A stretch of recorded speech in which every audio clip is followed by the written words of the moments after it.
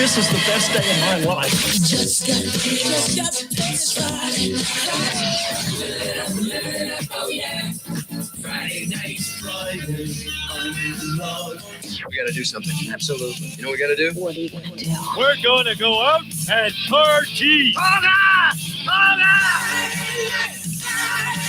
For the first time in my life, I feel like there's hope. This is radio. Radio. Shock Talk Radio. Uncensored. And live. Cave Crew Radio.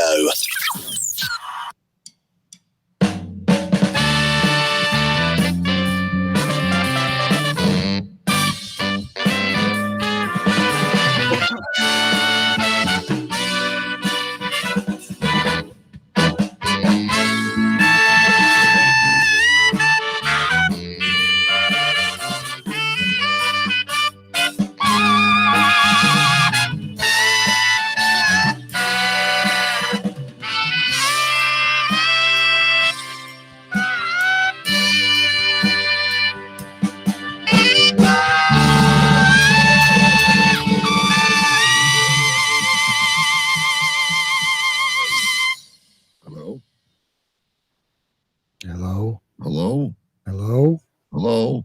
I can hear you. Okay, I think we're okay, folks. I can't see you. Well, of course not. You sound like Jason Scott. Oh, right. Yeah. Hey, guys, Jason Scott says, Amanda is still in the store shopping. Well, she better get out. We got big announcements. Wait, so let me understand. Winners is a store? Yeah, Winners is like a, what would you call it over there? Like a, I have no idea. Kmart? What is it? Kmart? Okay. Kind of like a bargain store, like where they go. You get good shit there. We go there too a lot. And you get good stuff there. It's like, it's a cheap version of Target or something like that. Yeah, it's like they bring in shit and Jason can hear us, which is really good. It's like it's a part of Marshall's, he says. Okay. They bring in like the sell-offs, the things that haven't sold, mm-hmm. and then you get them at a better price. Gotcha. We go to Winners too. Gotcha. I didn't understand when he said that she was in Winners. I didn't understand at all what he meant. It's like an organized retail flea market in Scott's terms. Okay. Right? He likes the flea markets. He likes to get out there with the hay and the cow manure and shop for bargains out in the barns. And Amanda likes a little bit more civilized. It's air conditioned. They have electricity. Well, that's good. So anyway, we've got a great show ahead, guys. We got some new segments. This week we will get to Big B's behind the scenes report. Mike Jolitz is joining us again. And we got our fan submission of the week. When you guys post pictures or stories, we're gonna start including you a little more in the show. And we've got some weird news and some other announcements. We have so far 2 confirmed contestants for Big B's Believe It or What challenge. Looking for 6 more. So if you're in the chat, all you got to do is say, count me in. We'll revisit that once we get live on the show. And I'm really curious to find out, now that we're on the pre-show, Big B. Jason Scott and Amanda, after going through Choo Choo Mania 2, right, went away to Niagara Falls. Yes. Now, what is the first thing that comes to mind when you hear Niagara Falls?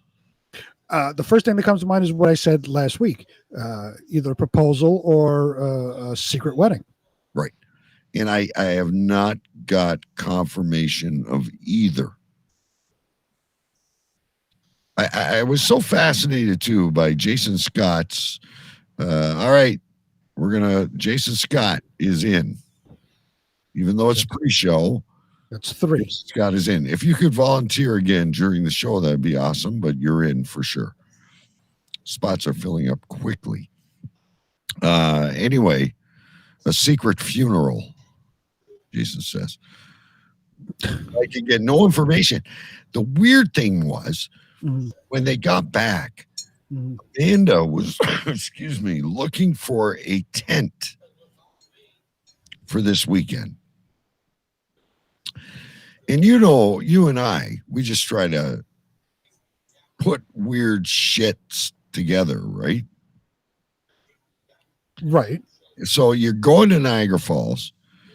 It took you 2.5 years to put a relationship status up. Amanda is asking on Facebook if anyone has a big tent. Well, what does she need a tent for? A big one. For a wedding. Right. A big tent to hold guests.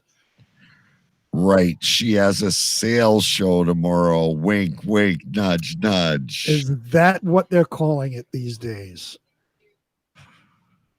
Facebook user wants to know, did you push her over the falls, Jason Scott? Because she's not in chat. Is that why she's not in chat and she's supposedly in winners? Winner. Quote unquote?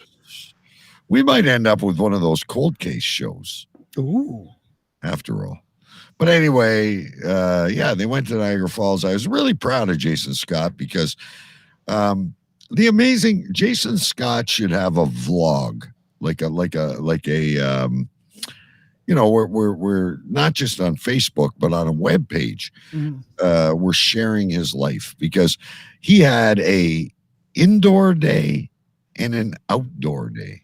And then all of a sudden it changed. And he says, the weather's nice on the indoor day, so we're doing both. What did indoors, outdoors? Guy. He would be able to dine in New York because you could be indoors, outdoors. You guys still in that shit? No. Now we're in. Everybody must have a vaccination, or you can't do anything. Facebook user, you can give your name if you want, or just click that fucking link in the thing that says, give us permission, say who you are. But for now, we'll call you Facebook user. Better not be a wedding. I didn't get an invite. And Jason Scott is thinking about starting a vlog.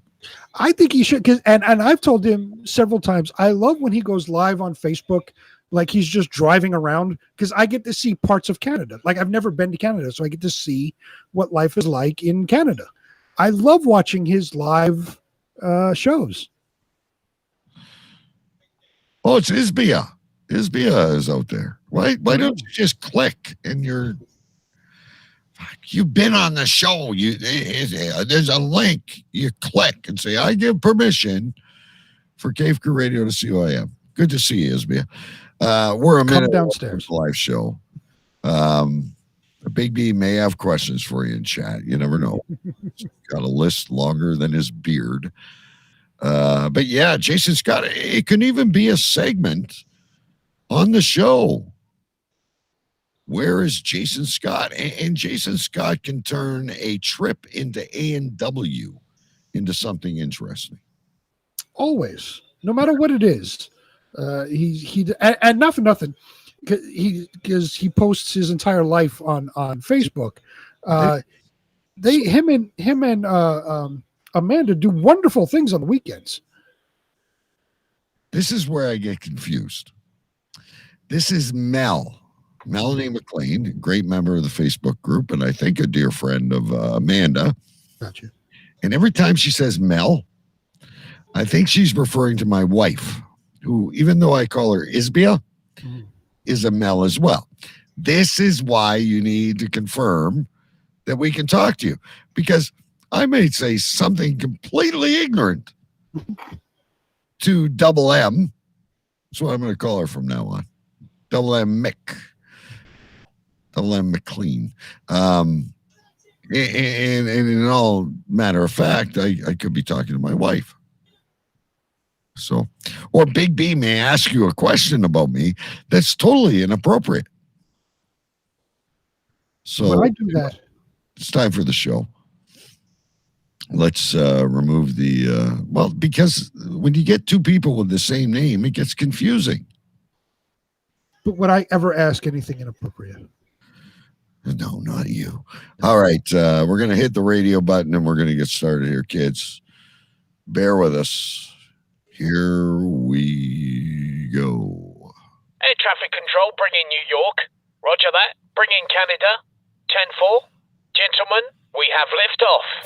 10, 9, 8, 7, 6, 5, 4, 3, 2, 1.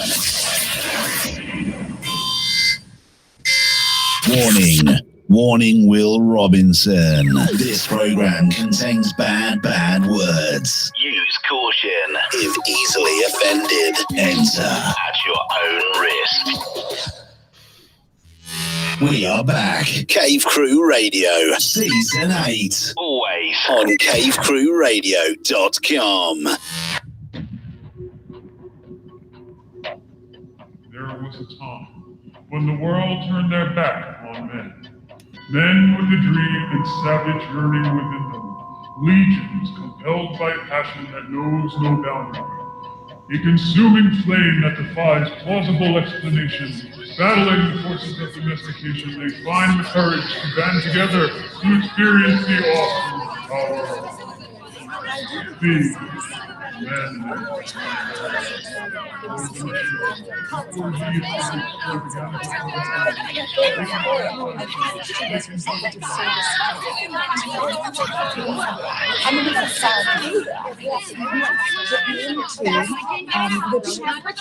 say this with all due respect. Shut up! Shut up! Shut up! Shut up!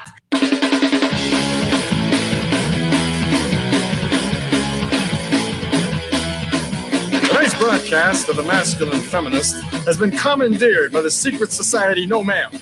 Gotta go to a place like a shot and a beer, steak, man. Saying we can stop, get pancakes, and then we'll get laid, all right? Why do you drink ice cold beer on a hot day? Mr. Clevin, what else are you gonna do with it? To alcohol, the cause of and solution to all of life's problems. The Yankees are champions of baseball! It's a power,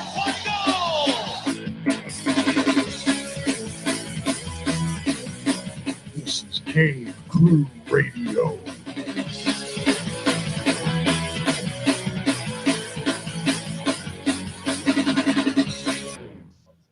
Indeed, it is Cave Crew Radio. Ladies and gentlemen, welcome to the show. My name is DK, and it's great to be here for episode 2 of season 8. We are live right here on cavecrewradio.com. We are live on YouTube. We are live on Facebook. And, of course, we are available on demand wherever podcasts can be found. It's great to be here. We're going to have a good show. Hope all of you in your caves have had a good week. Mike Jolitz is going to read the news. We have updates on past events. We have the CCR fan of the week. We have behind the scenes stories, and we have more weird news. We're going to have such a jolly time tonight. But before we get into any of that, as usual, I am joined by the Duke of Stencelli, as knighted by the Queen herself, the President-elect of the United States, and of course, ladies and gentlemen, the epicenter of something. Ladies and gentlemen, from Queens, New York, Sir Big B. Yes, live from Queens, New York. I am Sir Big B, your president-elect of the United States of America. And as DK says, as always, I am the epicenter of something. This week, I am the epicenter of all things implements of destruction. Yeah, you sent that over to me, and I have absolutely no clue what you're talking about. So I am anticipating this explanation tonight. So I was going to show one thing, but I realized that I am on a daily basis surrounded by various types of weaponry. So we've all known that, you know, the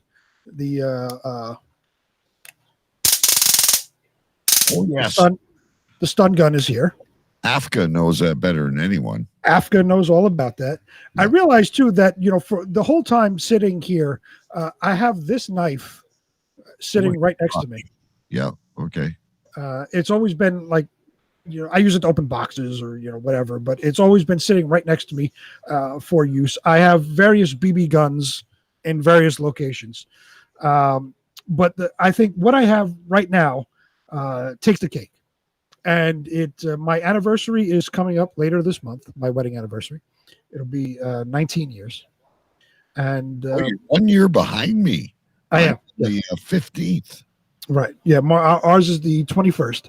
And yeah, we're 1 year behind you. So this will be our 19th anniversary. I don't want to interrupt on your epicenter, but I was 4 days after 9/11.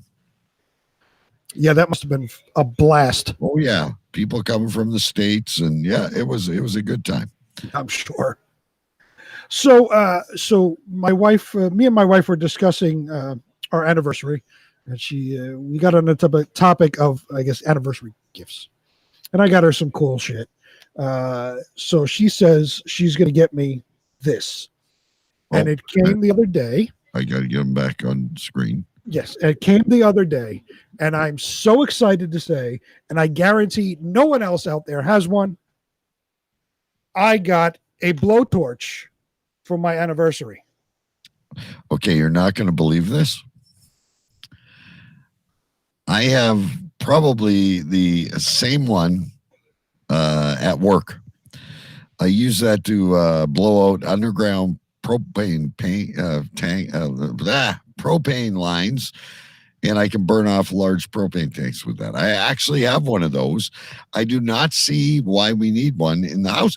Did you not just 3 weeks ago announce that you got this torch? Well, one, I would assume you have one, to do propane stuff, but not for personal use. Two, yes, I did announce that I had this small handheld torch. That is for lighting the charcoal in the smoker. This specifically is going to be how I battle the winter months and snow and ice. So you're not going to use a shovel or a snowblower. You are the zombie flamethrower ice hunter.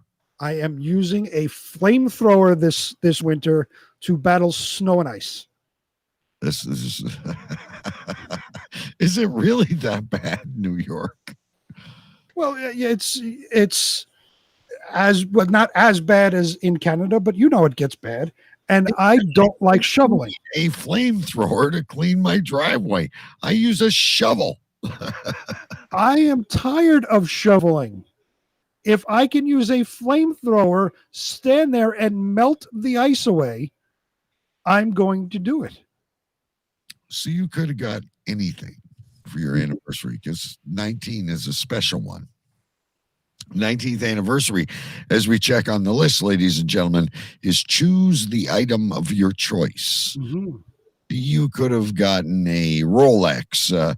You could have gotten a new stereo for your car. You could have gotten a actual running water for your outdoor barbecue instead of using that damn pail.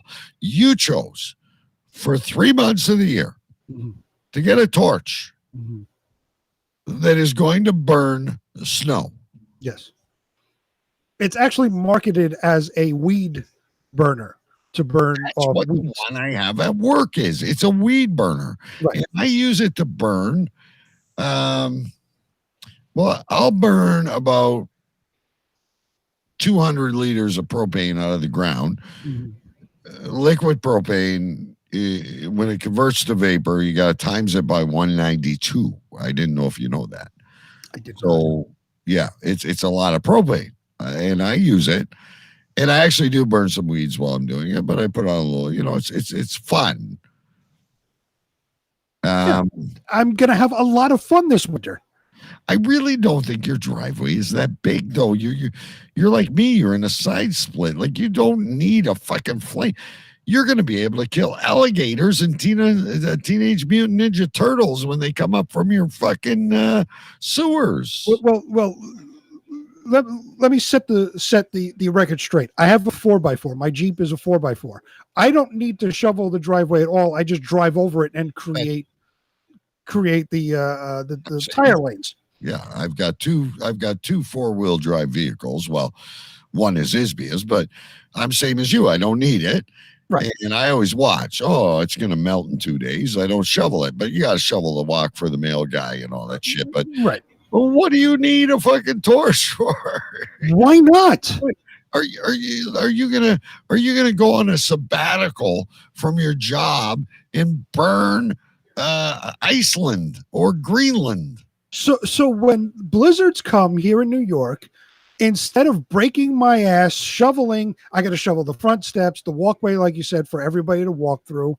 I don't have to shovel the driveway, but the back door, I got to shovel out the back door so I can open the back door and get out there. Why bother shoveling when I could stand there and burn it? Good evening, producer Scotty. We'll get to some fun stuff in a minute. He wants you to bring it to Pittsburgh, by the way. I could.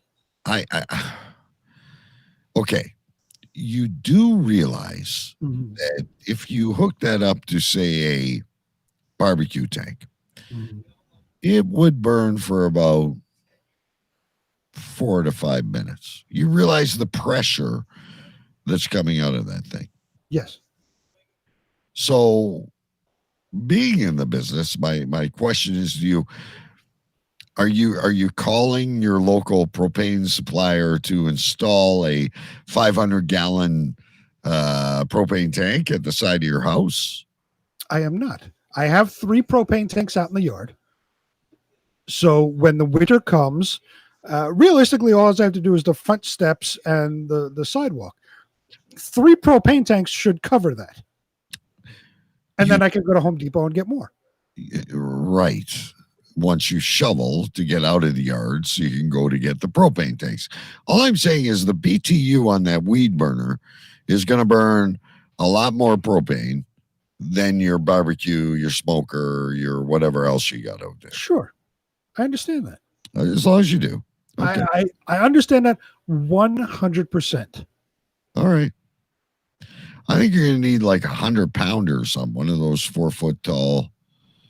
And then, of course, if I'm correct, the cable on that thing is not more than about 4 feet. No, it is a short cable. Yeah, shorter cable. Instead of lifting a shovel with 3 pounds of snow on top of it and throwing it, you are going to be carrying a 50 to 75-pound propane tank around to burn the snow. You realize that? I'm not going to be carrying it the entire time. I carry it to my position, set it down, burn off all the snow and ice. So instead of actually shoveling, going to the street, throwing it, going back, shoveling, going to the street, I'm standing there holding my flamethrower and burning it all away. Have you checked your bylaws? No. Why would I? You should probably do that. The other thing you want to do, please, is get Mrs. B on the video recording this for us so we can post this not only on Cave Crew Radio Facebook group, but also air it on the show. I can't absolutely wait to see this. Absolutely. The first snowstorm that comes, I'm breaking this out, and then we will absolutely record the video. I have another scenario for you. So let's say there's some big rat or something, and you're out at the big screen smoking some nice brisket. Will you arm the flamethrower to defend the family? Well, if there's a rat, it takes time, as you well know, to connect this to a propane tank. Oh, so you're not going to have it readily available? No, because then, one, I have small children running around. Just in case something happens, I know everything would be turned off, but just in case. I'm not going to have it connected. Right. And Scott two, has a good question. how would I set the tank on No. fire? Couldn't you set the tank on fire? And the answer is no. Again, remember, propane is a liquid. It's very cold. There's a regulator on the flamethrower. Yes. And unless he's like holding it directly against the tank to make it flange, there shouldn't be an issue with that. Right. And it wouldn't make sense to flame the tank. That wouldn't make Well, sense. that's what I'm saying. I'm saying propane is inherently safe. I've told you before, I have a 90,000 gallon tank and a 2,000 gallon tank and propane trucks. Every day I go to work and I don't even think about it. Right. As long as you're not using propane indoors, because propane does not dissipate, it stays there. So if you're using propane indoors and there's a leak and you don't know it, and you go to like DK just lit his cigarette, if you go to light it, then you could ignite it if there's propane in your vicinity. So a former co-host, Afka, used to light propane inside of his cabin and vape and turn lights on and whatever the hell else he was doing. Probably wasn't a good idea. No, I think we had the show on that where we chastised him vehemently because that was not a good idea. And he was in a tinderbox of a wood cabin. But believe it or not, propane is a very harmless fuel for those of you who are, global warming. And it's also, if handled properly, there's a regulator on the flamethrower. It's just like your barbecue. Your barbecue tank is sitting directly below an immense amount of heat. It's fine. It's not designed to kill you. Right. And that's why you could leave it outside in direct sunlight when it's 110 degrees out. Nothing's going to happen to it. It's not one of those things that are highly flammable under pressure and can explode once you release the gas. Yes, obviously it's highly flammable, but it's not something that's going to just explode in your face. Right. And that is why a tank is never filled above 80% of capacity. It allows a certain amount of room for expansion, which a gas will do inside the tank. It's if you're not using it in an open flame inside of a wood cabin, it's inherently safe. Safe, yes. Yeah. Anyway. So that's it. That's my anniversary present. My wife got me a flamethrower. You never cease to amaze me. I bought, because I like to buy cool things too. I just bought an attachment to the vacuum cleaner, which cleans the lint out of your dryer, which is supposedly supposed to help with energy and stuff like that. So I don't have it here yet to show you, but those are my ideas of very cool things. Not as cool as a flamethrower. So again, we should probably write this down. You are the epicenter of what? The epicenter of all things implements of destruction. Implements of destruction. Might not be the show name, but certainly a good show note. I am also the epicenter of something this week. Before we get on to all the stuff of the show. So I am the epicenter of all things online horse racing, which after the show, I have to check a couple of bets. So how this started is a few years ago, previous to COVID, Isby and myself went out in the county. There's a place where they do the horse racing, and we went out and brought a cooler, and you can buy stuff inside, or you can sit outside and enjoy your own picnic or some cold drinks, and you can bet on horses. And I don't know how everyone else is. I like playing cards. I like playing blackjack. I don't like slot machines or roulette or dice or any of that stuff. But I do enjoy, the thrill of sports.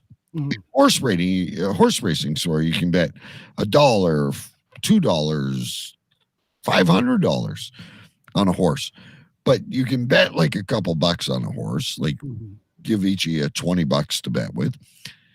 You can have fun because I'm gonna bet on. I like the name of Showboat Moresi, and you bet on that horse and you watch him run and you're cheering it on, and of course on a $2 bet you might win $8, but it's fun and you have a day out together. So we were planning on going last Sunday, but of course Isbia slept in. So I'm like, I was really kind of looking forward to this. So I was playing around a little bit and I went on their website and I'm like, oh, cool.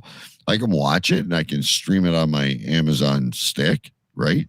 And then if you want to bet, there was a link and I looked and it's all PayPal. So you can throw like $20 in your account. And I've set up this online account and we're streaming the horse racing. We're having a couple of drinks and eating some food and we're sitting there watching because at this point, why bother driving out there? We'll go to dinner afterwards.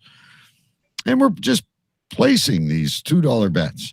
And I went from $20 to $28. So I don't want to say that I'm addicted, but throughout the week, I've been playing Woodbine. I've been playing this place in Kentucky. There's another one in Ohio. And I've just been doing these little $1 win play show bets, right? And I'm reading what the experts are picking. I'm looking at the names and I'm looking at the odds. I'm starting to learn a little bit. Anyway, I'm holding steady at $28.50 on a $20 investment. It's just it's like how some of you might play Candy Crush or you know, I don't know, Bubble Pop or something. I am the epicenter of online horse racing, and I've got that account and it's there. And on Sunday before football starts, I'll probably watch and play a few ponies, or I might play some along during the game. So I have a question. What is your expectation for when your lights start getting turned off? Oh, I know. Like, trust me. I think we covered this. Like when Isbia was on, I was a freewheeling dude, right? I played hockey. I had the famous sports car, yada yada yada. And when I met Isbia, she rolled me in. I'd always have like cash at the bar and I'd be buying all these chicks drinks and she'd be like really pissed off at me. Like, I'm buying my own drink. Like, fuck you. I'm here because I like you, yada, yada. Anyway, we own a house and we got vehicles and the kid's doing well. And so I know better now. I have control.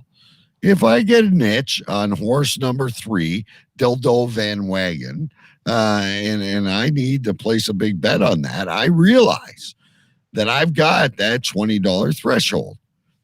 I'm not saying that I won't throw another 20 in, but like that's I either win and keep playing or it's go home time. It's like credits in a pinball machine. You know what I mean? You do understand that every single thing you have just said, every single addict in every single addiction has said the exact same thing. I know when to stop. I have it completely under control. I'm not going to go over my limit. I know it's just for fun. Every single addict, crackheads say the same thing. I'm not going to spend more than $20 on crack. With the emergency stop button, watching every transaction I make. No, I'm not the as seen on TV guy I was anymore. I've learned to reform my ways. I'm just having a little bit of fun, taking $20, and no one's getting. I'm not the one who's about to blow up the neighborhood with a 45,000 BTU torch. Okay, like if I blow up the neighborhood. If I blow up the neighborhood, I still have my money in my bank account. So here's my other question to you. You're holding steady at $28. What will happen, and I guarantee it will happen, you will hit a losing streak and you will lose all of the $28. Right. Do you stop? Yes. And then I have to stop until the following Sunday or whatever the start day is, and I can invest another $20. The deal of this thing is, Big B, I'm never going to get rich. Right. If I bet $6 and win $12, I'm thrilled. Mm-hmm. The only way I'm ever going to make any money is if I bet big. Mm-hmm. And I'm not going to do that. It's fun. Again, it's every addict says the same thing. I'm not going to bet big. It'll always be small. I'll never do that. And of course they do. So my point is, when you go on your losing streak, and it will happen, and you lose the $28, you have to wait another week to put the 20 in. But during that week, you can still watch various horse racing events that go on. And there is the ability to bet. So you will not, maybe not the first time or the second time you lose your $28, but the third or fourth time you will say, you know what? I don't have to wait till Sunday. It's Wednesday. It's close enough. I can put in money now. And then that builds upon itself. $20. I'm not betting my mortgage. But it builds upon itself to where if you lose, well, I bet $20 yesterday and lost them. I can put in another 20 today, and it's Thursday. And then if you lose that, it's Friday. Payday is today. I can put in another 20 and be fine. So that's now $60 in 3 days that you put in. You see how I'm saying it builds upon itself? No, it's just fun. It's like going to play a little bit of pinball. I'm not the Pippi Longstockings of fucking horse racing. It's fun. It's a little bit, you might have a hobby. You might want to go play bingo. You might want to, whatever it is you're going to do. Mm-hmm. Now, Scotty's wondering if there's going to be an intervention. There's no intervention. It's $20. I could go spend that on Blue Mountain pottery if I lived in Cornwall. That's a fucking problem. Could I have some? When you're floor to ceiling Blue Mountain pottery. Yeah, by the way, addictions come in all shapes and sizes. It's not just DK and his gambling addiction. Collecting Blue Mountain pottery, to have entire rooms dedicated to it, is a little bit of an addiction. All right, thank you. And by the way, my wife is constantly reading romance novels and watching Hallmark. That's an addiction. It's not porn. Someone who watches porn would be, like they have scurvy. But it's the same problem. You're reading about romance. You're cheating inside your head. It's an addiction. I like beer. It's an addiction. A beer addiction can lead to very bad things. You should really come to Windsor, and I'll give you a tour of a real fucking propane plant. I would love to. Can I bring my fucking flamethrower with me? We could probably hook it up somewhere back in the field. We got like an acre of land, so yes. And I would love to empty a propane tank with it. Yes, we could arrange that. So you have an addiction as well. To weapons of mass destruction, yes. You're in a basement. If there was a break-in, it would happen on the main floor. You would have no time to go get your taser or your billy club or your Jim Bowie knife or your flamethrower, which is disconnected, and defend your family. I have 3 loud, very, very loud dogs and an alarm system. So yes, I would have plenty of time to get down here and get my weapons. You just brought up billy club. I don't know where mine is at the moment. It used to be right here. Oh, here it is. There, see, he's got it. He's ready for a zombie apocalypse. There you go. There it is. Anyway, we got to move along with the show. I'll keep you updated on the horse racing. We'll keep you updated on the propane and all the various weapons that BP has.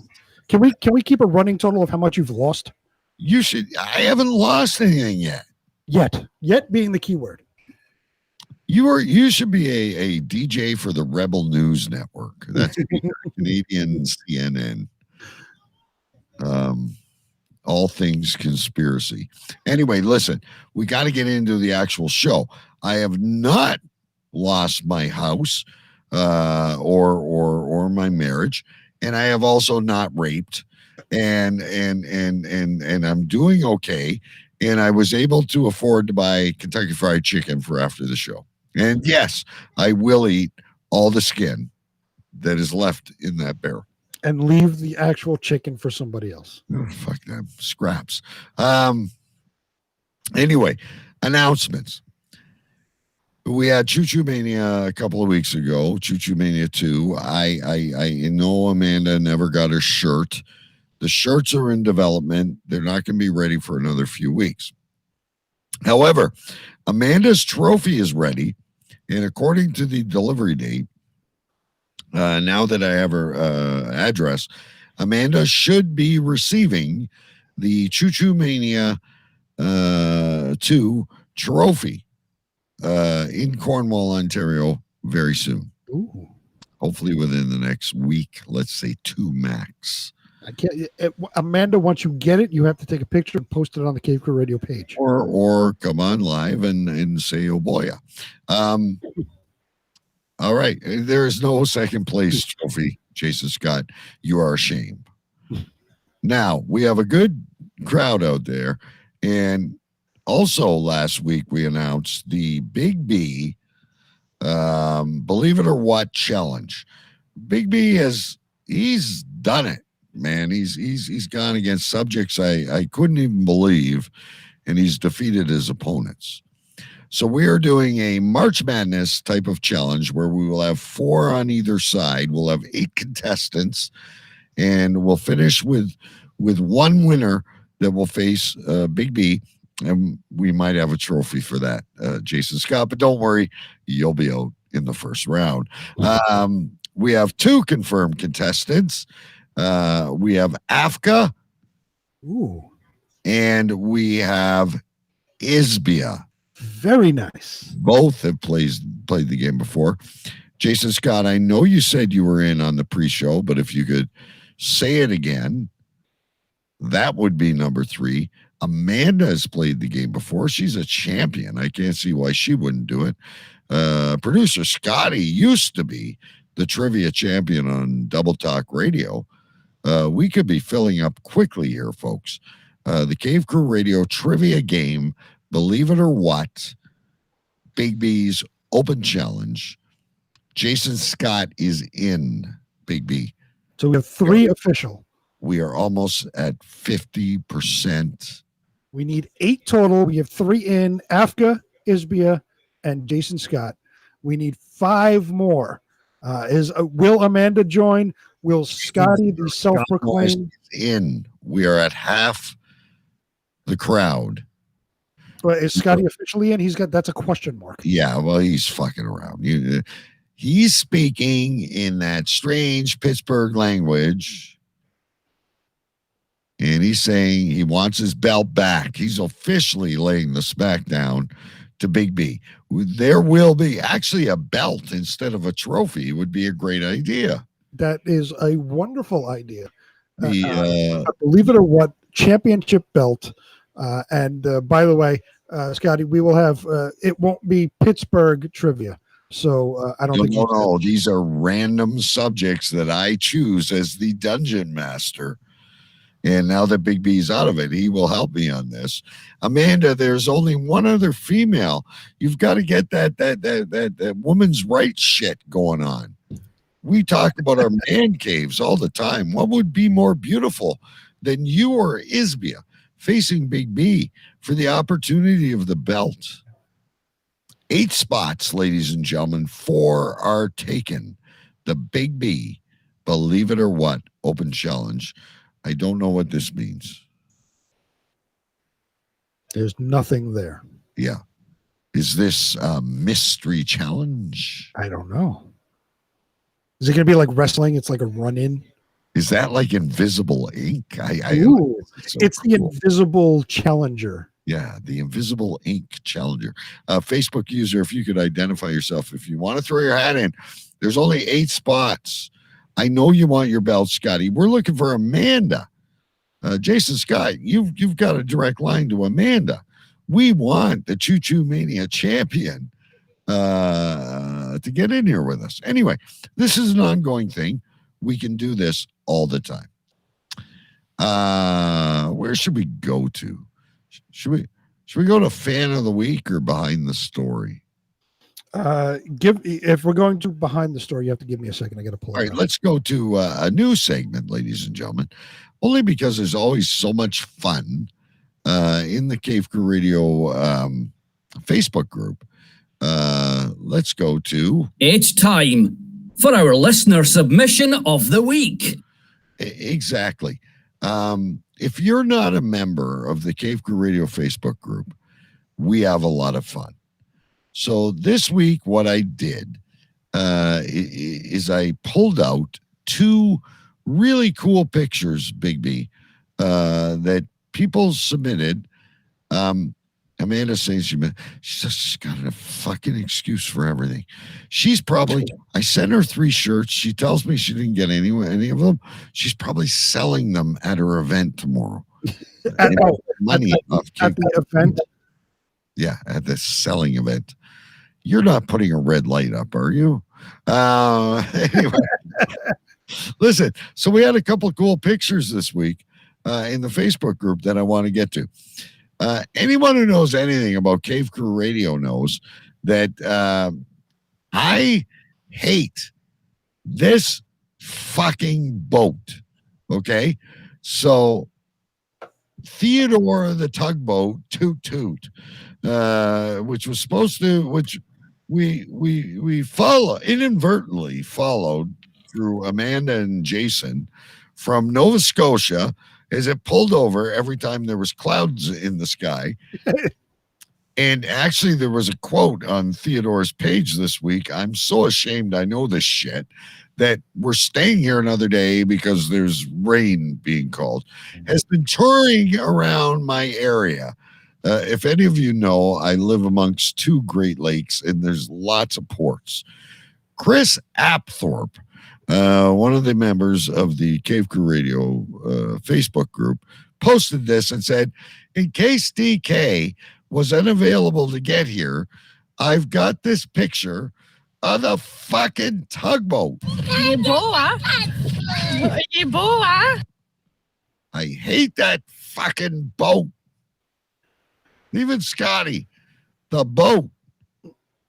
Scotty, by the way, you can't challenge Amanda. We're going to draw names out of the hat. And Jason says she always blames the kids for everything. So anyway, yeah, Chris, beautiful picture. I do appreciate that, and I do appreciate you tagging me on that. But fuck that tugboat, Big B. I hate that fucking... I thought I was done with it once it left fucking Cornwall, and Jason and Amanda couldn't fucking follow it every second of the day.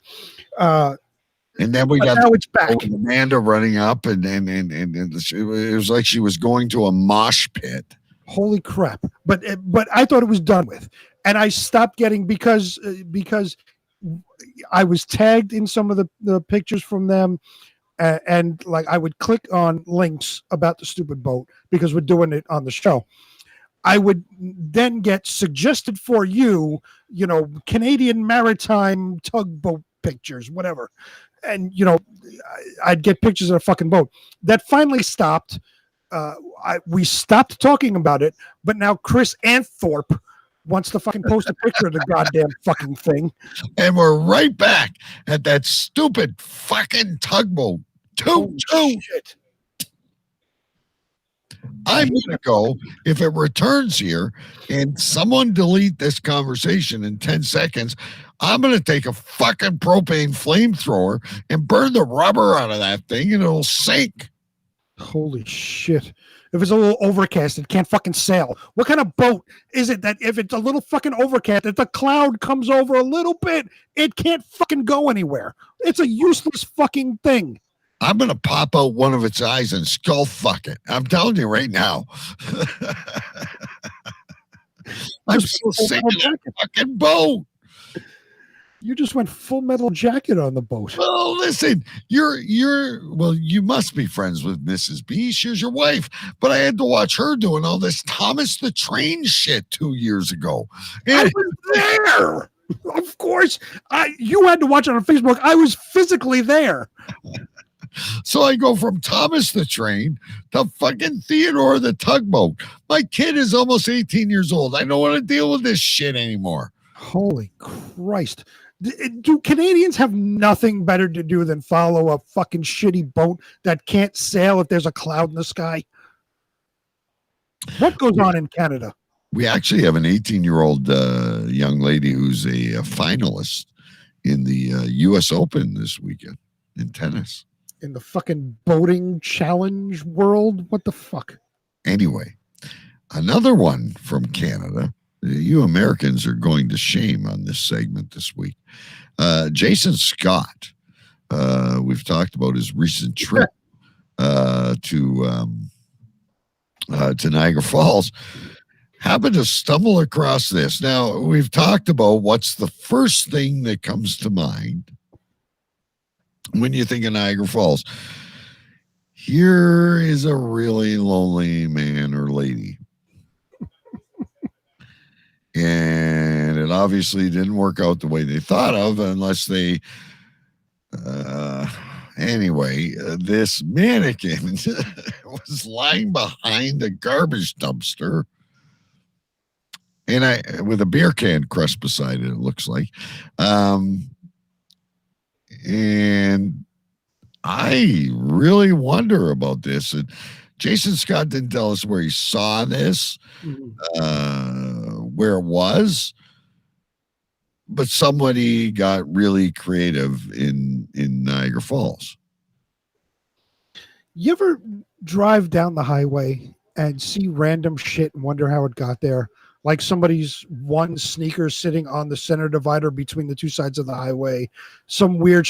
I saw a refrigerator on the side of the, in the left lane shoulder. There was a refrigerator there one time, and you wonder how that got there. What was the steps, the events that led to it being there? I look at that picture and I think the exact same thing, because it's not in the dumpster. It's right outside of the dumpster. Right. What was the events that led to half a mannequin winding up there? Jason is saying there was a store nearby selling leggings with the same mannequins. Either one of the employees or somebody took one and had liberty with this mannequin. Like, even if you sold out of your mannequin or your leggings and didn't need the mannequin, I'm sure you wouldn't throw it away. There's a price of these things, I'm quite sure. You would have put it in the warehouse and waited till you got more stock. Right. But even if, let's just say you sold the leggings and you didn't need the mannequin anymore, you would throw it in the dumpster, not outside of the dumpster. Right. You would not strategically place it, lifting its waist up in the air in the perfect angle for a sow cow position or whatever it's called. Ride the pony, doggy style. I don't know. Grease the piggy. Grease the piggy. Exactly. And Jason did want to bring it home. Kudos to you. I probably would have attempted the same thing. But Amanda wouldn't allow it.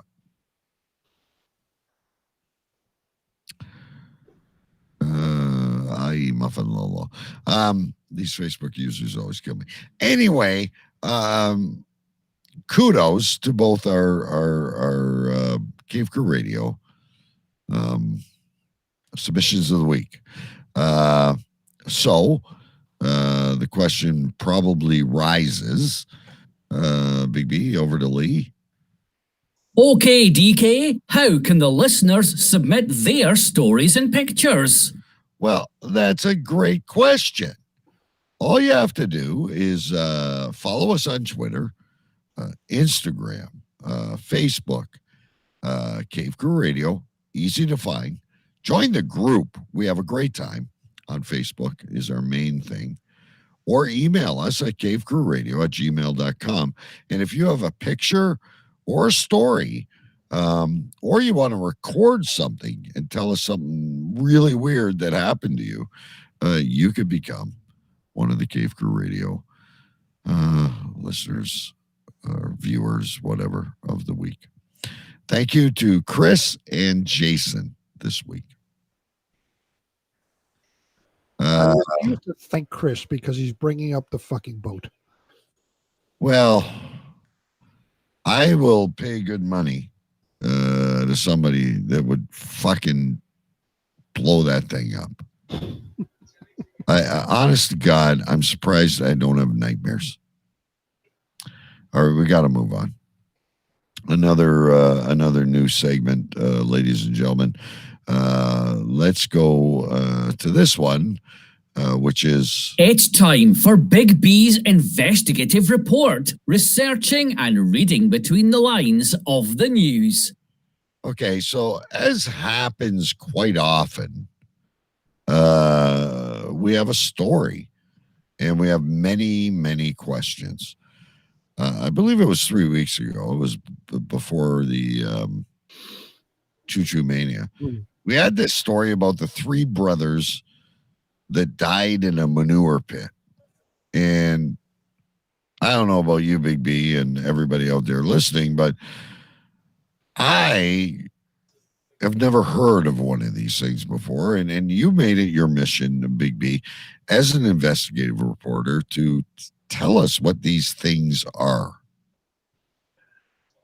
Yeah, and this is the first one. This was an intriguing one because we didn't know what manure pits were and why somebody has them to begin with. Right.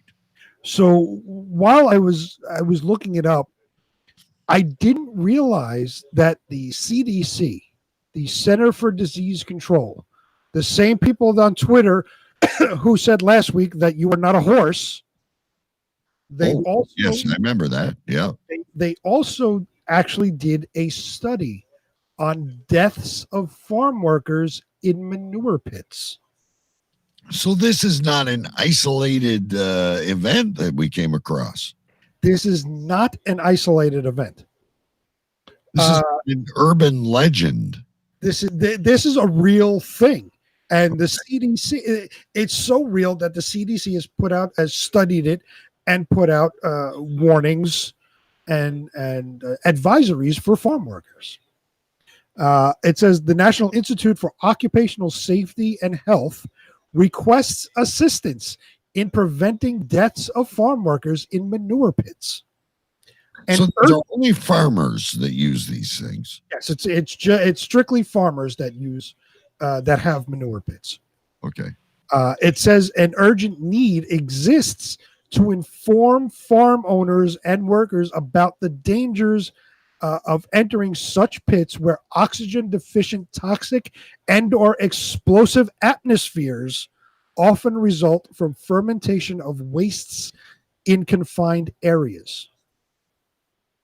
These hazards have been known for several years. However, recent investigations conducted under the Fatal Accident Circumstances and Epidemiology, otherwise known as FACE, program suggests that farm workers are unaware of the danger, and many deaths continue to occur as a result of entry into manure pits. They go on for some background of the approximately 2.3 million farms in the United States as of the USDA survey in 1985. An unknown number contain manure pits or tanks. Manure pit systems are used primarily on livestock farms, including dairy operations, to allow for the easy cleaning of animal confinement buildings and the efficient underground storage of large amounts of raw manure. Because large areas... Basically, wait a minute. So now I'm starting to understand. So this is like a giant septic tank. Basically. Okay. I thought it was like to fertilize the plants or something. I mean, they could use that, but it's basically, like you said, a giant septic tank. It says because large areas of the confinement building can be cleaned with a water hose or other similar methods, such handling of manure is more efficient than the historical method of shoveling solid animal waste. So, like we were saying, let's bring this back to my flamethrower. Instead of shoveling, they're using hoses. Instead of shoveling, I'm going to use fire. The same concept. Inside the pit, the manure undergoes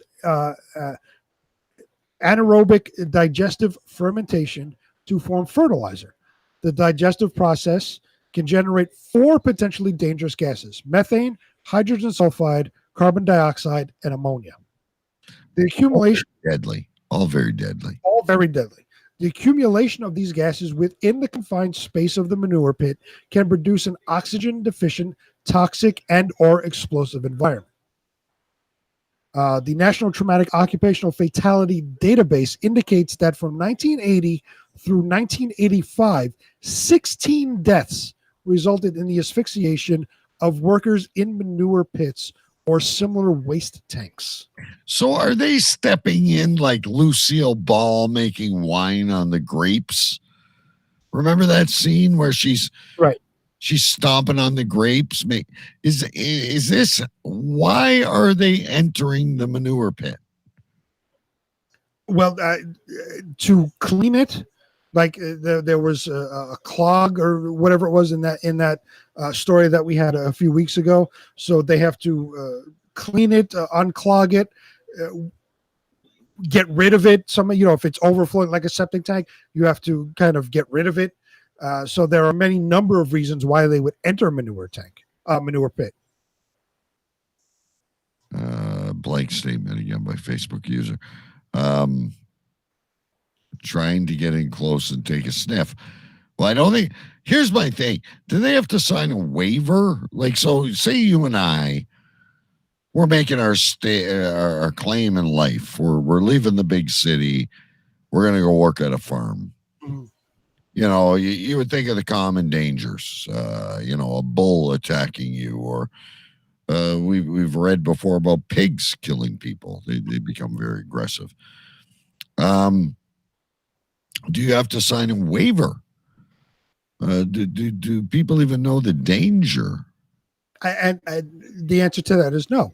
And that's why the CDC is issuing this statement and advisory, because they're saying that farmers do not understand or know the danger that exists inside these manure pits. Okay, so let's stop for just a minute. Lots of great comments coming in. We'll get them all up there.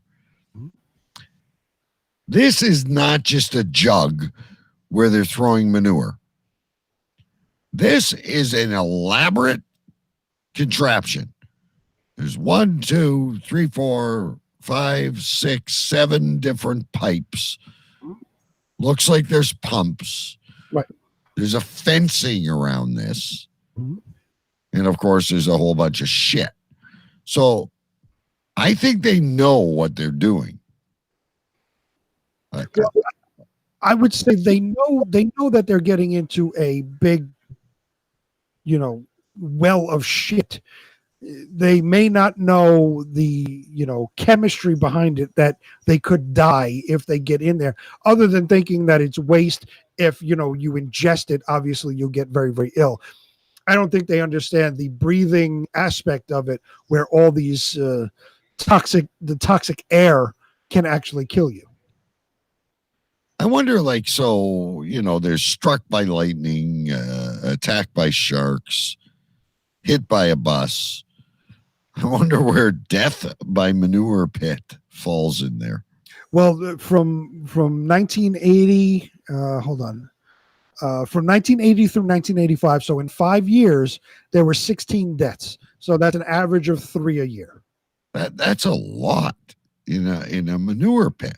In a manure pit, yeah, that is quite a lot. And to Jason's comment, he said probably the sons of the farmer. The story we had 3 weeks ago, they were 3 brothers. So yes, it's a family thing, and you're right. Usually, family work on farms, and you do hire some farm hands to do other things. And since you're kind of digging behind, so let's So brother number one, I know we had their names, but I don't have them handy.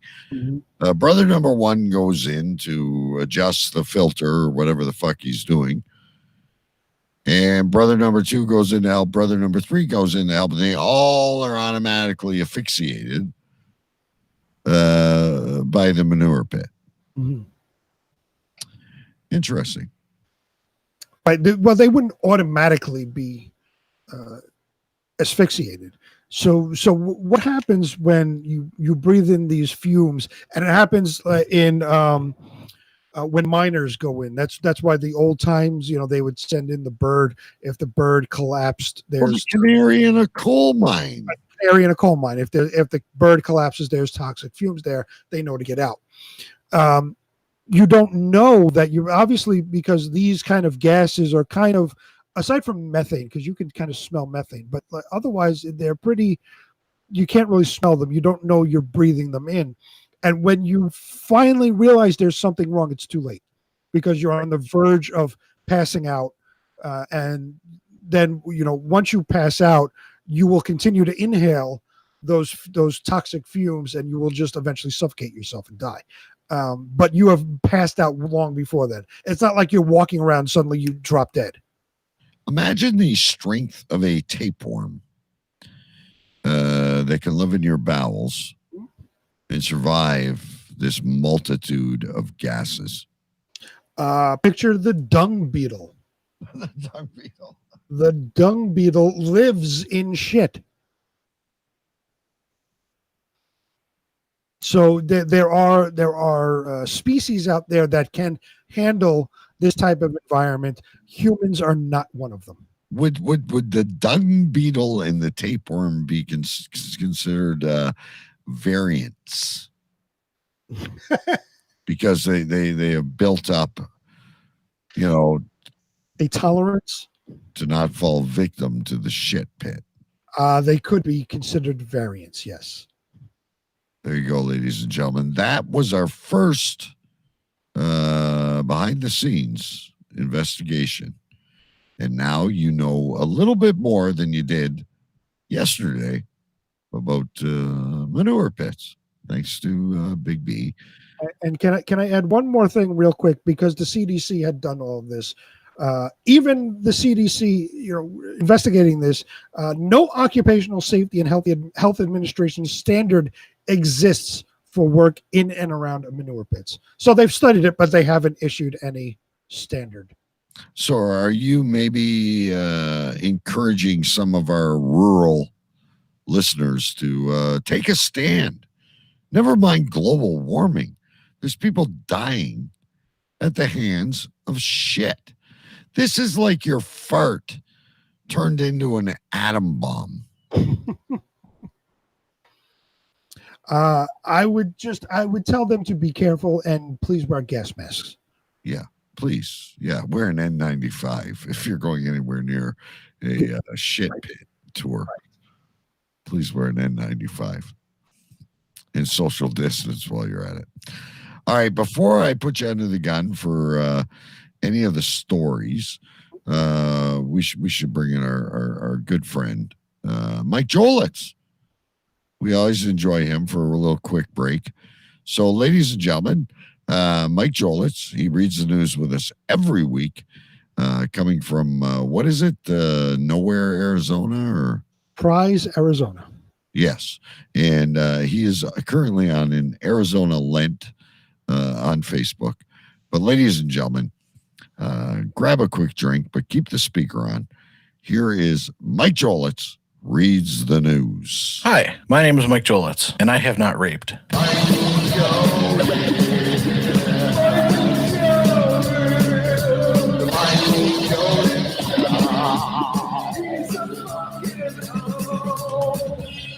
Hello, Cave Crew Radio. Hello, DK, and hello, Sir Big B. Hey, how the hell are you guys? I am doing fantastic. It's another day in paradise out here in Surprise, Arizona. Yeah. Quick question. If running your mouth counts, does that mean I exercise every day? Alrighty, guys. Well, I have a bunch of news today, and then I have a bit of sad news, but, short-term sad news. Oh, at any rate, it is now time for the news. Happy birthday to the best Batman ever, Michael Keaton. He turned 70 on Sunday. Fucking me. The New Zealand All Blacks won the Bledsoe Cup against the Australia Wallabies. Australia did not win a single game and is now back at home crying while they're shagging sheep as usual. Out of the way, sheep shagger. Farmer's Almanac is calling for one of the coldest winters in years. Glad I live in Phoenix. Yeah, it might get to freezing once this winter. Maybe. Man in Canada took a whiz on a counter at a Dairy Queen on Vancouver Island after being asked to wear a mask. At least he didn't drop a deuce. I mean, you know, you look at the positives.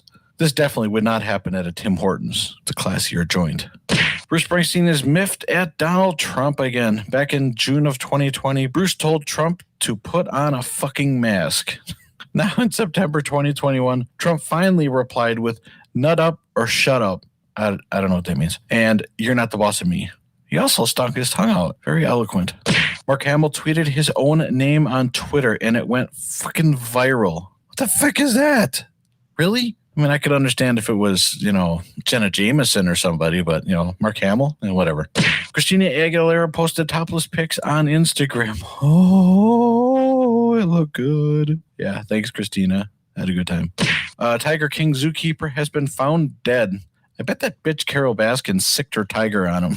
And finally, in the news, old-ass Bette Midler wants all women to not have sex with men to protest Texas' new abortion law. That'll do a lot.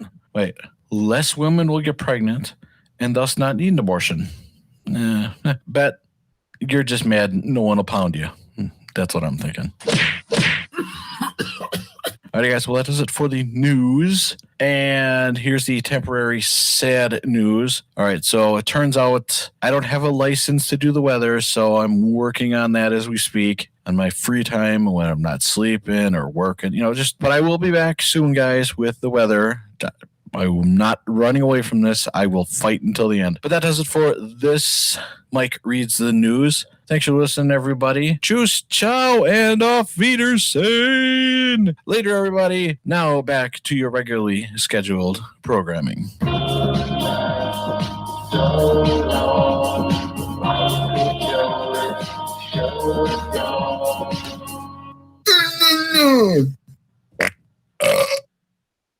I love Mike Jolitz. I love the Mike Jolitz news, and because of him, I had to look up Christina Aguilera topless. I have not done that yet because I'm too busy working the soundboard. But ladies and gentlemen, don't look up Christina Aguilera yet. Wait until the show is over, please. But yeah, he states a lot of that. You need a license to read the weather? I don't understand that. I'm hoping in the next news segment, Mike, if you're listening, can you elaborate? I don't get that. Oh, yeah. And by the way, I'm very happy that he has declared that he has not raped either. I'm very happy too, because there's power in unity, ladies and gentlemen.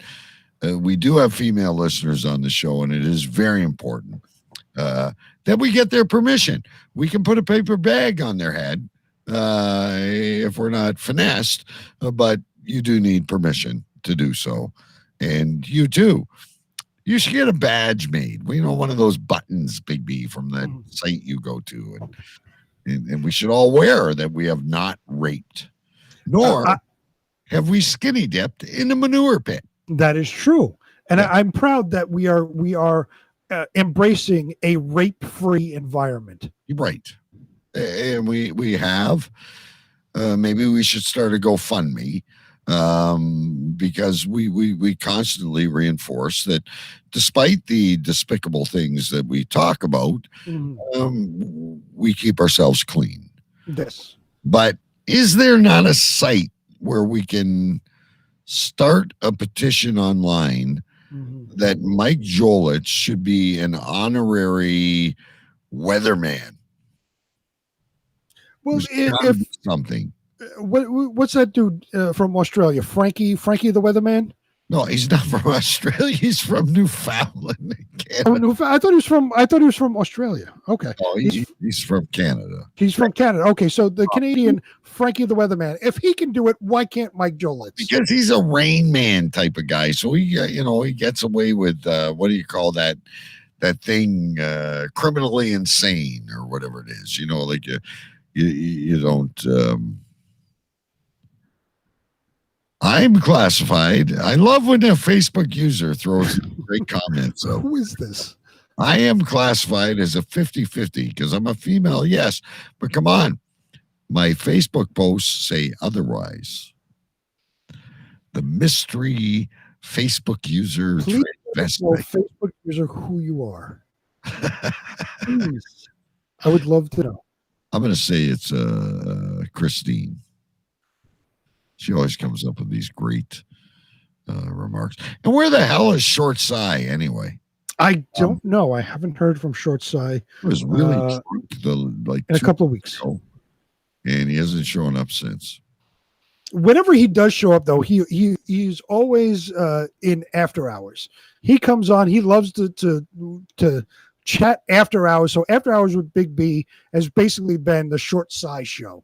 Are you still doing after hours with Big B? If anybody messages me, I will do after hours with Big B. But, so of course you have to be a friend.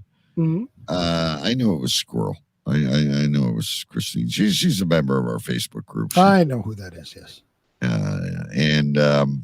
Anyway, if you're a member of the Cave Crew Radio Facebook group, you make friends with Big B. It's the after hour show. It's kind of the Plenty of Fish of talk radio. You can message me. You can ask me anything you want. We can have a wonderful conversation on any topic. I'm open. Yeah. So, like I said, you can swipe left, and you too can have a private encounter virtually with Big B on After Hours with Big B. We provide so much benefit to the show, ladies and gentlemen. Anyway, off to the next segment. You should be prepared now, but I'm not. I have to find my list. I can get rid of that. No, I got your list here. Am I right that Cats is? But you don't have your. Oh my God, we don't even have your thing up, but we do have. Hey, good evening, and now the rest of the story. It's time for this week's Weird News. Now over to the CCR News Desk with senior correspondent Big B.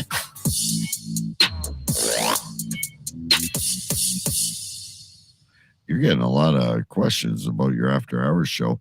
I have no idea what Cameo is, but Scotty does. You can join Cameo. And also, they have a section on Facebook for Datebook. There you go. I didn't know about these things. You guys worry about my horse betting. That is not what I do, but you can message me after hours, and we can talk about anything you want, any topic. I am open to discussing. I'm not looking for dates, just so you know. Yeah. And Scott, do you think I should join Cameo? Nobody knows me outside of this interior group. Right. In our own little world. Fairly useless. We're like our own little yellow submarine. He's like an audible hooker. That's what he is. An audible hooker. Audible hooker. Hold on. I'm writing that down. I bet you are. But you have a story to read. Ladies and gentlemen, Big B, every week comes to us with the top news stories that hopefully won't depress you. And who knows? We might find another story where Big B has to go behind the scenes and find out more. What is the first story, Big B? The first story from the express.co.uk. Headline reads, cats are falling ill with life-threatening stress as owners spend longer time at home. I believe this. The coronavirus pandemic over the last year and a half has disrupted virtually every facet of 21st century life, from forcing office workers to set up shop at home to bringing entire industries to a grinding halt. The coronavirus has exacted a heavy toll on the nation. Animal experts have now warned pet cats all across the country have also felt the impact of the pandemic, with COVID forcing them into a new and rather alien lifestyle. According to animal charity Cats Protection, having to adjust to their owners working from home has been a pretty stressful ordeal. Unlike man's best friend, cats tend to be more solitary creatures, especially when on the hunt. This, of course, is not always the case with every cat. According to Blue Cross for Pets, domesticated cats can still form intimate bonds with their owners and, on rare occasions, can even develop separation anxiety when left alone for long periods of time. But a spokeswoman for the charity has warned cats may still become stressed by the amount of time they are spending with their owners. This proves my point from when I don't remember what season it was when we talked about cats and dogs, and it was a heated discussion. There was three of us on the show at that time, and we were talking because you have both. I do. I have only dogs, but like again tonight, I get home from work. The dog is going absolutely nuts. The dog gets separation anxiety when I'm not there. Like the dog needs human contact. Right. And I said, if the cat was able to, it would suck the life breath out of you. It could care less about you. It's a warm place to stay. It's a place where you give them food. They don't fucking care about you. And this story makes perfect sense. You are now, the cat's like, fuck. I had 8 hours of freedom while you were working, and now you're here, and you're really fucking stressing me out. It's like you and the wife taking the same week vacation. It's a bad idea after 19 or 20 years, right, Big B? Week, my wife's not off. We're not going to divorce. I'll get some shit done around here. I might become an audible whore too, but it's good. Dogs go. My one dog died, and now there's only one. And my son is back in school for the first time in like a year and a half. And the dog is going ballistic when we even walk outside to take out the garbage. Mm-hmm. Cats don't give a fuck. For the most part, I agree with you. I have 3 cats and 3 dogs, and one of my cats is literally almost attached to me at the hip. Cat follows me everywhere. I don't allow any animals here in the office. The cat will sleep directly outside all day long while I'm working, and once I'm done, I see the cat there.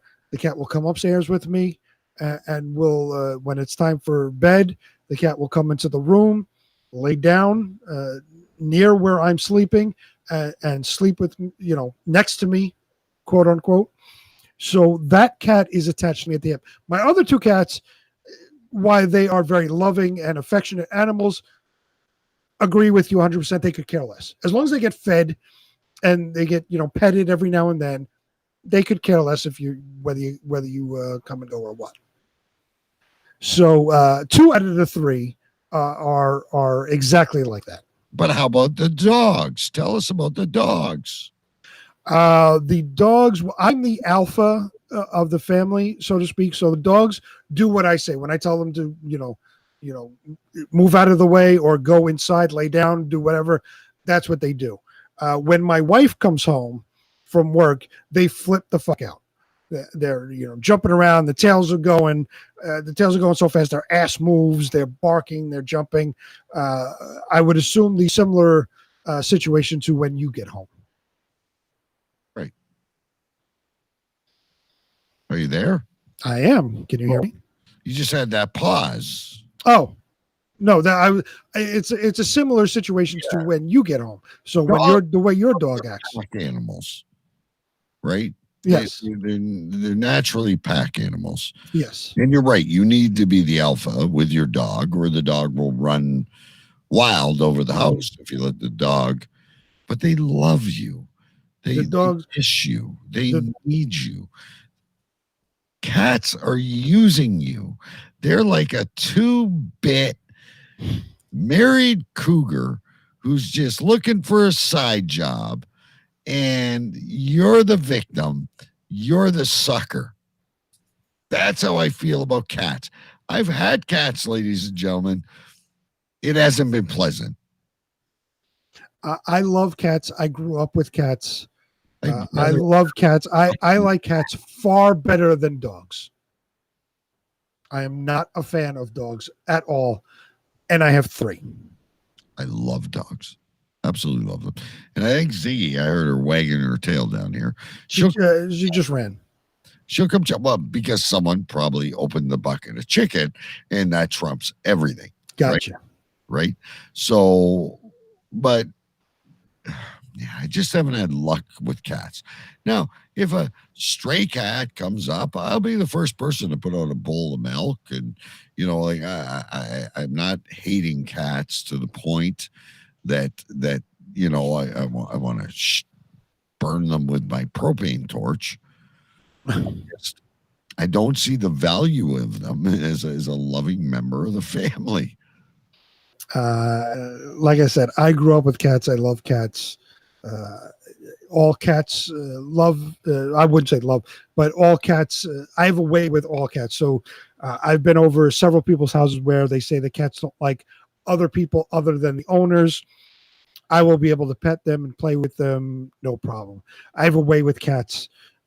Cats and me are like peanut butter and jelly. We're together. The story continues with owners no longer going to the office and children learning from home. Cats don't have the 7 or 8 hours of peace and quiet to act as a circuit breaker. The stress of having to share a space with humans around the clock has led to an increase in life-threatening conditions in the last 18 months. Vets have reported an uptick in blocked bladders in male cats and cystitis in female cats. Cat whisperer is what Facebook user calls you. Yes, thank you. I am a cat whisperer. A spokesman told the Times, it would appear that some cats may have become more stressed in their home during the pandemic. Changes to a cat's routine always have the potential to cause stress, as they are creatures of habit, as well as this safe or quiet places that a cat could have escaped to in the home previously may have been repurposed as a home office, so the cat no longer has a quiet place. To help fight against the pressures of adjusting to new routines, Cats Protection has suggested creating Mogi-friendly safe spaces. I don't know what the fuck that means, but they want to create safe spaces for the cats. The cats are apparently snowflakes and need safe spaces.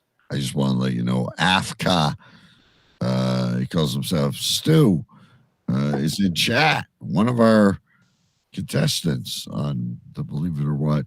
Well, how about you get out of chat and come on the fucking show? You fucking quitter.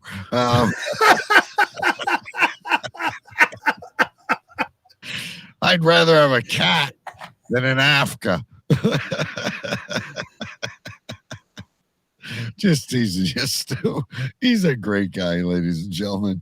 All right. Are we done with these cats? We can be, yes. There's more to the story, but we can be done. Yeah, I'm really distant from cats as they're distant from me. But I'm glad that you relate to them. It's probably an important story for you. I love cats. Why is Afka in a taxi? Oh, shit. What is he doing? It's 3:00 in the morning over there. What are you doing in a taxi? This is when we really, really need him. ladies and gentlemen. For those of you who don't know Africa, he is the artist formerly known as Choo Choo Stew. He added salt to our food. He's telling us he's working in a taxi. I thought you drove train. What are you doing in a taxi? He might be like you, an audible hooker or something. Is it too early to shower and change into a different PJs, asking for a friend? This is when Facebook user becomes a potluck of chat. Because we don't know if it's Stu or if it's Squirrel or if it's somebody else. We got two Facebook users chatting to us at once. You ever do that thing around a fire where you whisper in someone's ear and then they whisper into someone's ear and the story? Just try to follow this.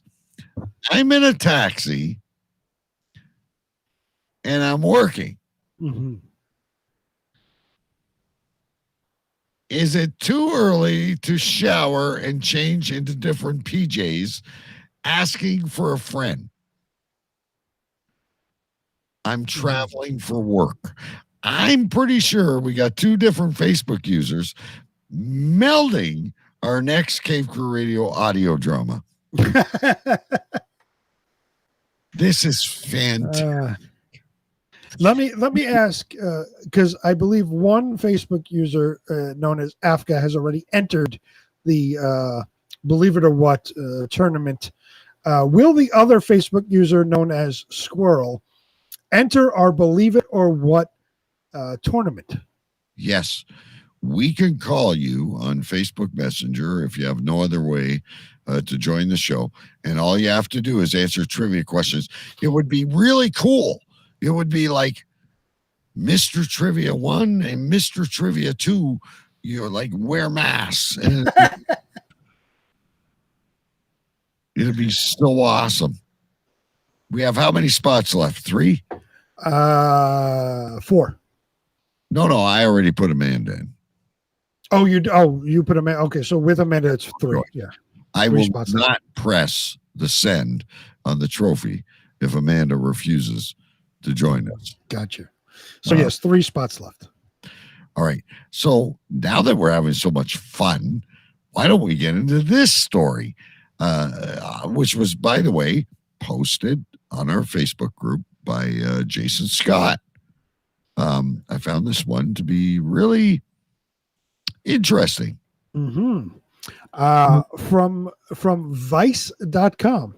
The headline reads, "He forgot to bring a condom, so he used super glue on his penis as protection." Fantastic. So he just sealed the slit. Is that right? Sub-headline reads. Yeah, right. Sub-headline reads, "He died from multiple organ failure soon after." What does that say? "My beer's on the Pilsner side tonight or morning. I just woke up around 4 p.m. My other coffee is not cold enough." Yeah. Anyway, do you have ADD?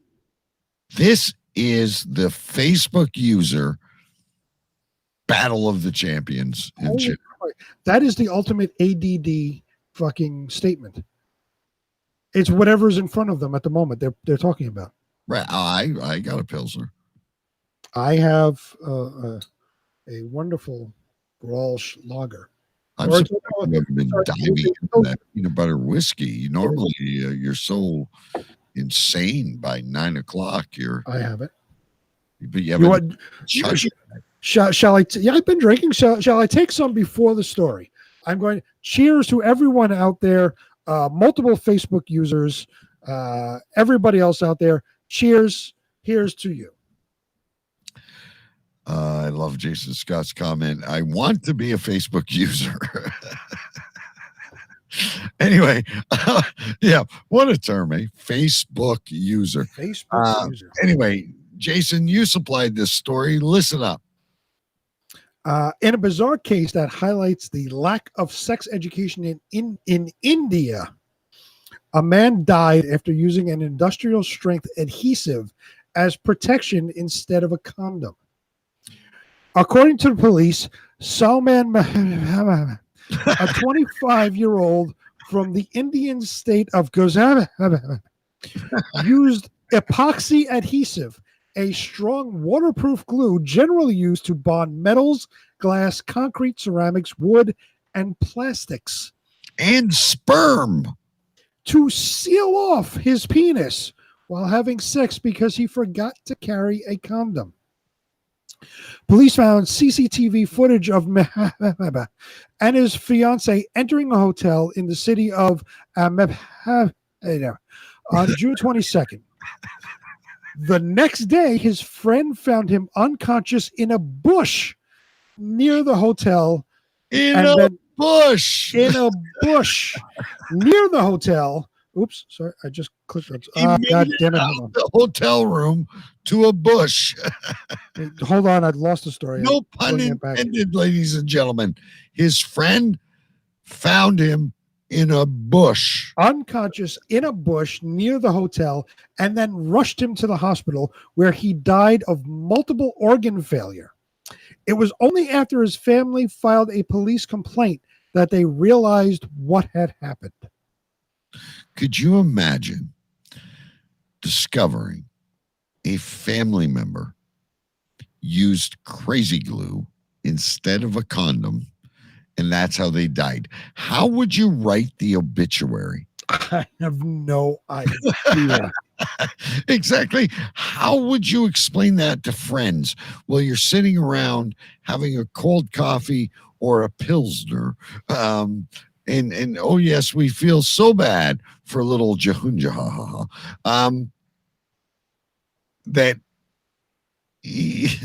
How horny was this fucking little fucking jungle boy? Man was very very excited. He was frothing at the mouth, so to speak. I mean, he must have taken what do I got here? Toothpaste. Not gonna cut it. KY. No, I'm okay. I need something to stop the sperm now. And the girl agreed to it. Well, maybe she didn't know. They don't say that she agreed to it. Maybe she didn't know. Did she end up with a yeast infection or anything? I don't know. Okay. Because it was in her before he died and ran to the bush. Right. And this was the next day. So somehow he made it from the room to the bush. They used to abuse a drug that involved this Indian guy, and this is why I have nightmares, Big B, of this Indian guy running around, running out of a hotel, holding his cock, and then passing out under a eucalyptus bush. Or he succumbs to the fumes. Which is more dangerous? Crazy glue on the penis or the manure pit? I don't know which is more dangerous. The crazy glue on the penis is more painful as far as death goes. Yeah, because the manure pit, you just pass out. Orgasm that killed him? Was it a backfire? Multiple organ failure, I would assume, because remember, you're sealing your penis shut. So Right. that means what else can't you do? Never mind the orgasm. What else can't you do? You can't urinate, but you can't urinate. Right. So it will build and build and build until your bladder basically explodes. Right. And I mean, by the end of the show, my bladder's ready to explode. But when you're in a really good place with like Hiawatha or whoever the heck they call those girls in India, he probably had a real mounting pressure. Yeah, I would assume. For fuck's sakes, the last standing family member should give that glue a 5-star rating on Amazon. Because it works. It certainly does. They used to abuse a drug that involved a whitener and the adhesive, which is inhaled to get a kick, a police official investigating the case told News 18. They used the adhesive to avoid pregnancy. Unfortunately, the adhesive damaged organs, and he died due to multiple organ failure. Friends also told the police that they believe make it the show name, ladies. They believe he fell unconscious after inhaling the chemical concoction, while the condom substitute accelerated his deterioration. The condom substitute. The condom substitute. Please write that down as I'm reading the. I am writing it down. I'm writing it down. Police noted that the use of an industrial strength glue on a body part could have contributed to the death. We're waiting for the report on the deceased viscera sample that has been sent for forensic examination. Health officials have warned that household items, including sandwich bags, plastic wrap, aluminum foil, and even balloons, should never be used as condoms. Let me stop there and go back to aluminum foil. Part of the show. Aluminum. Ladies and gentlemen, Big B is going to reread these things.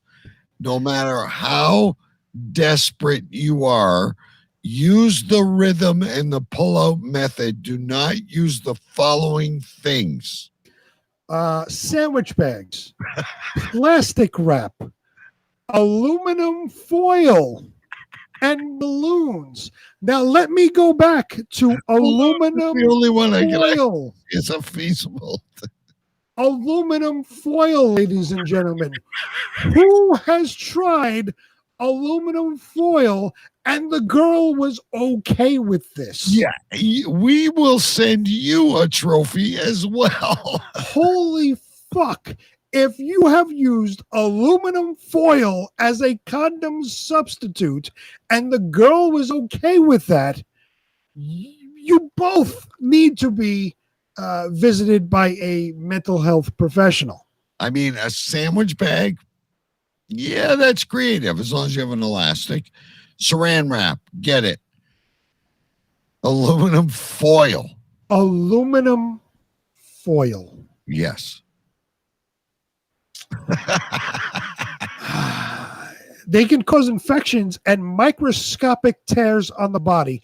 I don't think aluminum foil is causing microscopic tears. They are causing complete and utter destruction of the innards of a woman. Yes. If you are losing aluminum foil. I have to admit, I have been the victim of rug burn. Has anyone else had rug burn before? Making love to a lady and grinding your knees into a rug.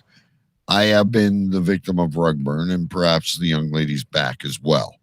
I will confess, not during rape, during consensual sex. I have been a victim of rug burn in my younger days. Never before have I thought of conceiving aluminum foil as either a sex aid or a protection against pregnancy. Could you imagine the girl that gave permission to the guy who pulled out the fucking aluminum foil, tore it off, started crunching it on his cock? Honey, do you have a condom? No, I don't, but I got Reynolds wrap. I'm right.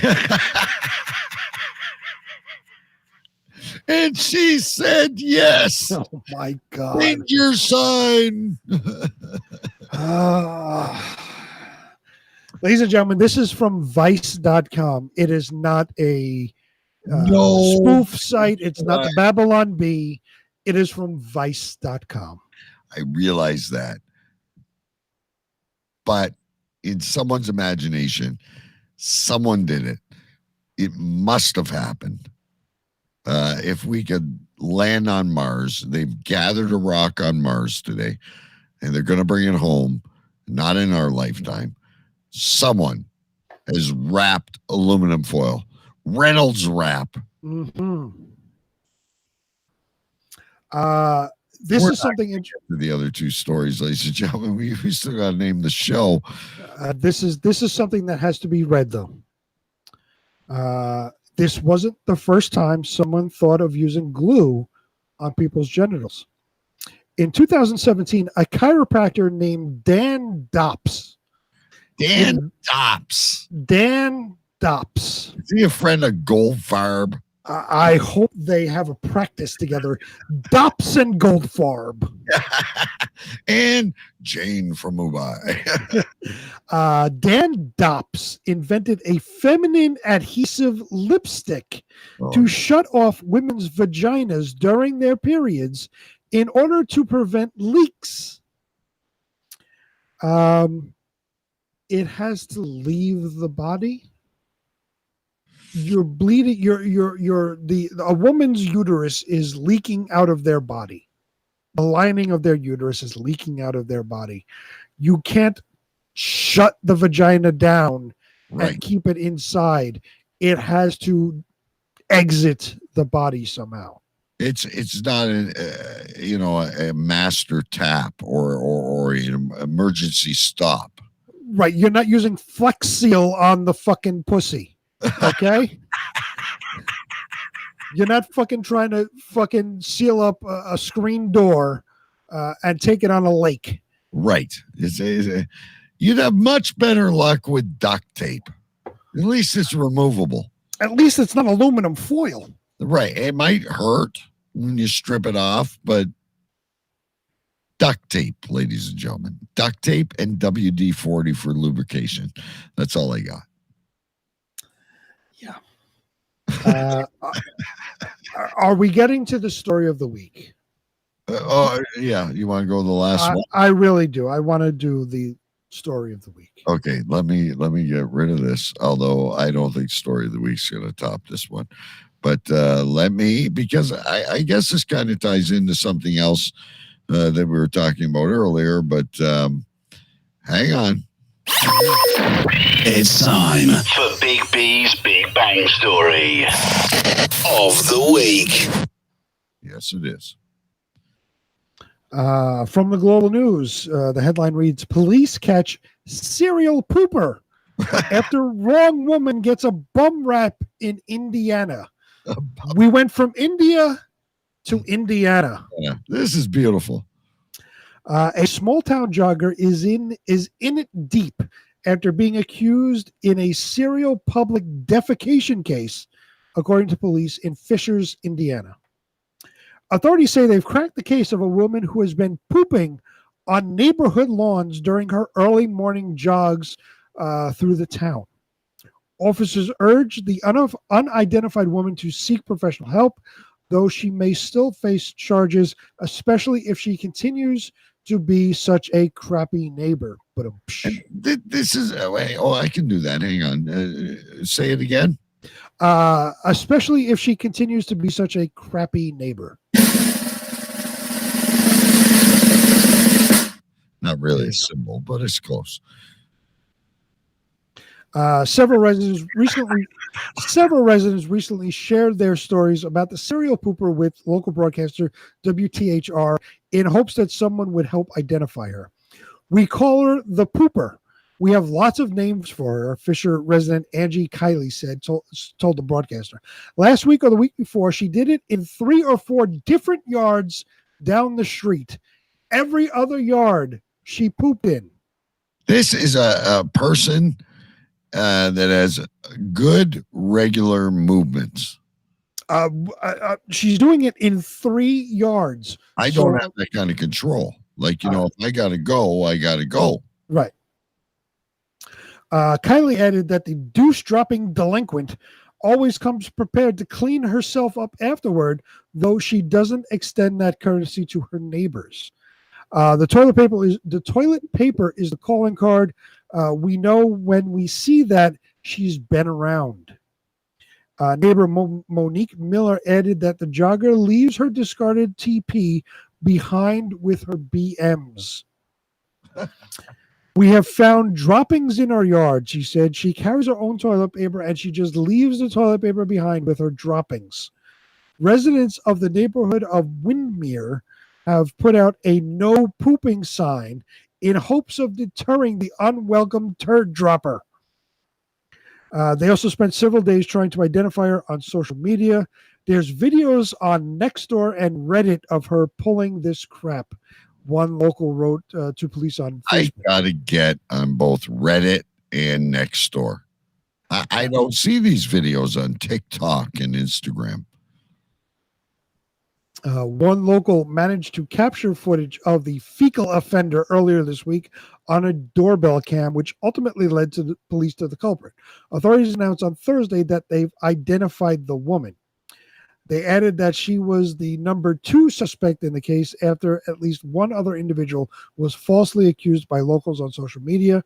Police warned the public about giving people a bum rap in a statement on Thursday.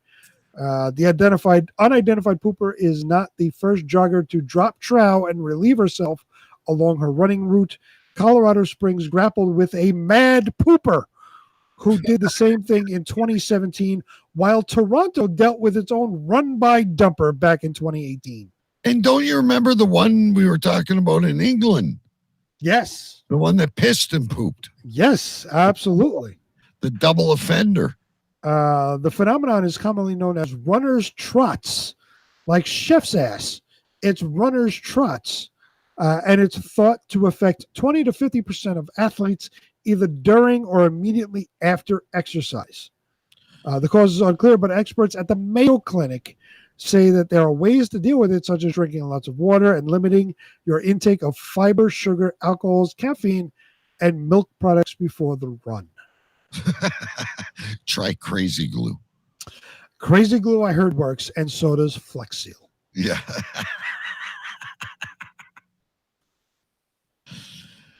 All right, ladies and gentlemen, there is your story of the week, which I'm glad we did. All right, Big B, the serial pooper, and I now do believe that sign is actually real. Ladies and gentlemen, we have 5 people in our Big B Believe It or What challenge. 3 more completes it, and we can start picking names out of a hat.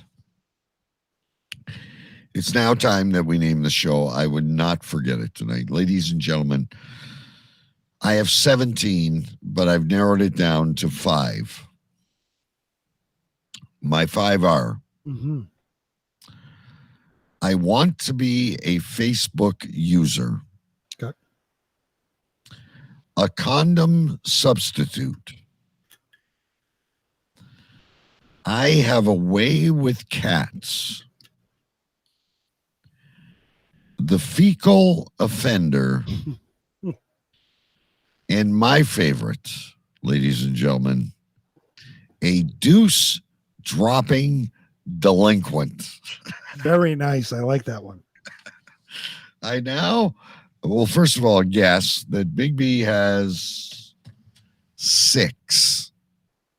5. Same as me. Hang on. It's going to be a tough one tonight, ladies and gentlemen. Okay, so first off, you asked to write it down, so I did. I had a pumpkin pie blizzard. That was weird, yeah.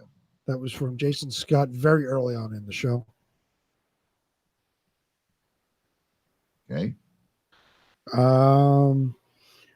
Showboat Morrissey. That was your fucking addiction when you're going to fucking go broke with horse racing. Okay. That was the name of the horse.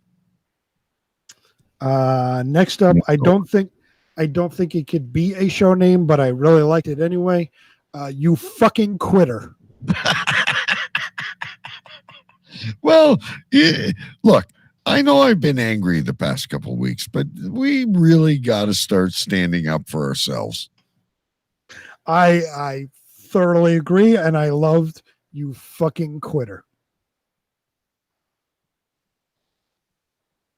All right. My final 2, and they're almost tied, but I will say first, an audible hooker. Oh, yeah, that was a good one. I forgot about that.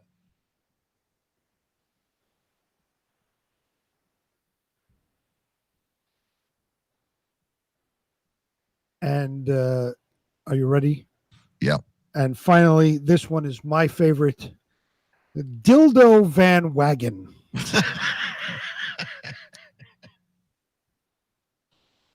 Dildo Van Wagon. I don't know where that came from.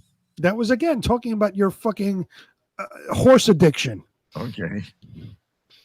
Dildo Van Wagon. All right. So I think we narrowed down to 4 because I really like the fecal offender Mm-hmm. and the deuce dropping delinquent. Okay. And then we have an audible hooker, and the ones that lose, ladies and gentlemen, will 100% get in our promo show notes. And then Dildo Van Wagon. I'm not really even sure how to spell that. DILDO. Yeah, I know that part, Van, but VAN is WAGGEN. WAGON. Oh, like a wagon. Okay. Well, that's how I wrote it. Okay, well, that's good. Now I got a different perspective of it. Dildo Van Wagon, an audible hooker, a deuce dropping delinquent, or the fecal offender. I know there's still 3 people in chat. Does anybody else want to vote before we end the show? I hear thunder. The peg is going to storm, sort of what, but not really. That doesn't help us. We need Dildo Van Wagon, an audible hooker. I can't even fucking remember these things. A deuce dropping delinquent, or a fecal offender. Although I want to be a Facebook user and a condom substitute. Anybody? I personally like you fucking quitter, but Well, I look, and I just got to defend myself, ladies and gentlemen. When I say stuff like that, I'm not meaning to offend anyone, but if we're not going to tell the truth, we can't be respected in this weird news we're reporting. I know I kind of lost it last week, and the person came back and listened and even wants to be a part of the show.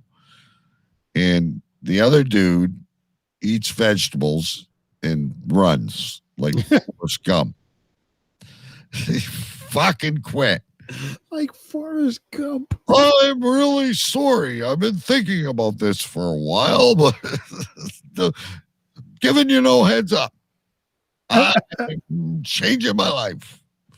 Like you had a sex change right on air.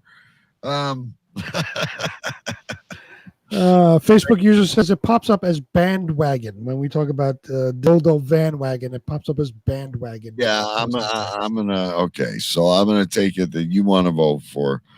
All right, Dildo Van Wagon should generate some interest in the show, but Audible Hooker, the other ones, they're all gonna be in the show notes, and they should generate interest as well.